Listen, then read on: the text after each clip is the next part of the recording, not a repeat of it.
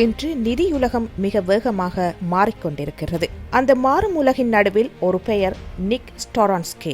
ஒரு சாதாரண ரஷ்ய வம்சாவளி, வங்கியுலகில் பல வருட அனுபவம் பெற்ற ஒருவர். அன்று அவர் எடுத்த ஒரு அசாதாரண முடிவுதான் உலக நிதியை மொபைல் ஸ்மார்ட் போனில் கொண்டு வருதல் என்பது.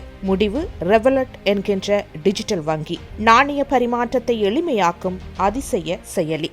41 வயதான இந்த தொழிலதிபர் ஒரே ஒரு செயலி மூலம் உலக நாணயங்களை இணைத்தார். பணப்பரிமாற்றத்தை எளிமையாக்கி வங்கித்துறையை டிஜிட்டலாக மாற்றினார்.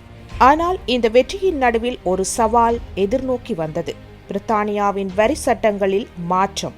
200 ஆண்டுகளாக இருந்த நான்-டேர்ம் வரி சலுகை நீக்கப்பட்டது மிகப்பெரிய சவாலாக மாறியது. இந்த சலுகை அகற்றப்பட்டதால் பல பில்லியனர்கள் பிரித்தானியாவை விட்டு வெளியேற தொடங்கினர். இவர்களுள் நிக் ஸ்டோரான்ஸ்கியும் ஒருவர். ஃபோர்ப்ஸ் பத்திரிகையின் தகவலின்படி நிக் தனது பிரித்தானிய குடியிருப்பை மாற்றி அமீரகத்தை தனது புதிய நிரந்தர வசிப்பிடமாக பதிவு செய்துள்ளார். அவரது பங்கு மதிப்பு சுமார் 7.9 பில்லியன் அமெரிக்க டாலர்.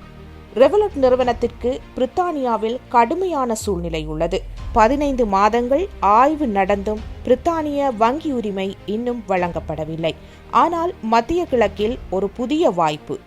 UAE மத்திய வங்கி டிஜிட்டல் பேமெண்ட் மற்றும் ஸ்டோர்ட் வேல்யூ சேவைகளுக்கு முதல் அனுமதியை வழங்கியுள்ளது.